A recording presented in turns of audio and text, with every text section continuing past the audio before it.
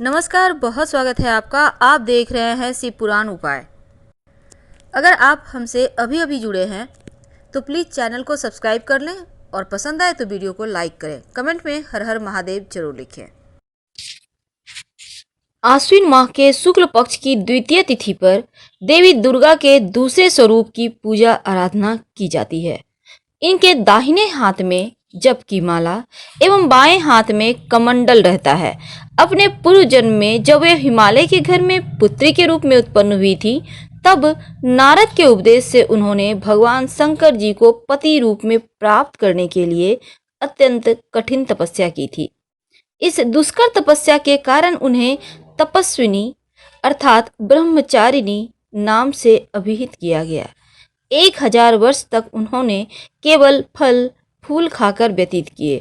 100 वर्षों तक केवल साग पर निर्वाह किया। कुछ दिनों तक कठिन उपवास रखते हुए देवी ने खुले आकाश के नीचे वर्षा और धूप के भयानक कष्ट सहे। कई हजार वर्षों की इस कठिन तपस्या के कारण ब्रह्मचारिणी देवी का शरीर एकदम से क्षीण हो उठा। उनकी यह दशा देखकर उनकी माता मैना बहुत दुखी हुई और उन्होंने इस कठिन तपस्या से विरक्त करने के लिए आवाज दी, उमा। तब से देवी ब्रह्मचारिणी का एक नाम उमा भी पड़ गया। उनकी इस तपस्या से तीनों लोकों में हाहाकार मच गया।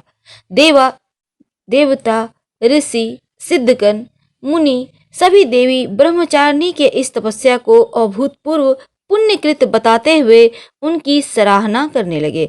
अंत में पितामह ब्रह्मा जी ने आकाशवाणी के द्वारा उन्हें संबोधित करते हुए प्रसन्न स्वर में कहा, हे देवी, आज तक किसी ने ऐसी कठोर तपस्या की ही नहीं जैसा कि तुमने की है। तुम्हारे इस अलौकिक कृत्य की चारों ओर सराहना हो रही है। तुम्हारी मनोकामना सर्वतोभावेन परिपूर्ण होगी। भगवान चंद्रमौली शिव जी तुम्हें पति रूप में अवश्य प्राप्त होंगे। अब तुम तपस्या से विरत होकर घर लौट जाओ। शीघ्र ही तुम्हारे पिता तुम्हें लेने आ रहे हैं। फिर देवी को घर लाया गया।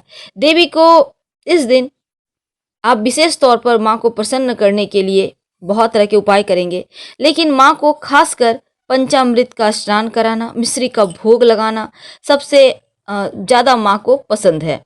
आइए हम जानते हैं माँ के दूसरे स्वरूप ब्रह्मचारिणी की कथा। लेकिन उसके पहले एक बात और जान लें, माँ ब्रह्मचारिणी इनके स्वरूप बहुत ही भव्य है, क्योंकि इनकी उपासना करने से साधक का मन स्वाधिष्ठान चक्र में होता है और इस चक्र में अवस्थित मन वाला योगी उनकी कृपा और भक्ति को प्राप्त करता है। माँ ब्रह्मचारिणी देवी की कृपा से उसे सर्वत्र सिद्धि और विजय प्राप्त होती है।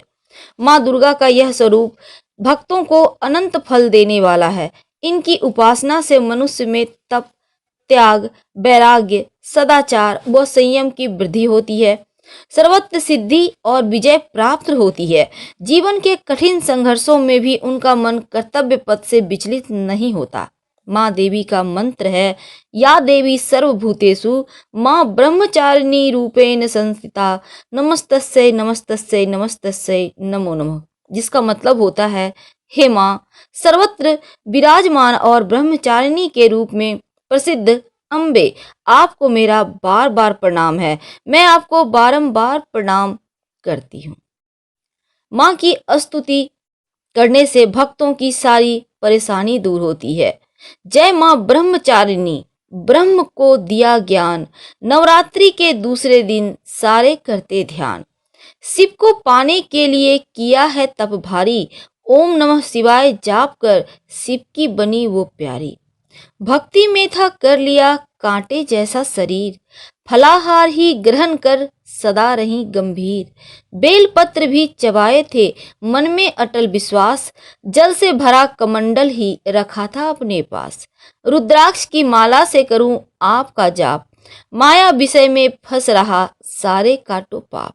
नवरात्रों की माँ कृपा कर दो माँ, नवरात्रों की माँ कृपा कर दो माँ। जय ब्रह्मचारिणी माँ, जय ब्रह्मचारिणी माँ, जय ब्रह्मचारिणी माँ, जय ब्रह्मचारिणी माँ। तो माँ की आराधना करने से जीवन के सारे कष्ट ही दूर हो जाते हैं। आइए कथा के बारे में 2 शब्द फिर से जानते हैं। माँ ब्रह्मचारिणी, ब्रह्म का अर्थ होता है तपस्या और चारिणी का अर्थ होता है आचरण करने वाली। इस प्रकार ब्रह्मचारिणी तप की चारिणी का अर्थ है कि तप का आचरण करने वाली।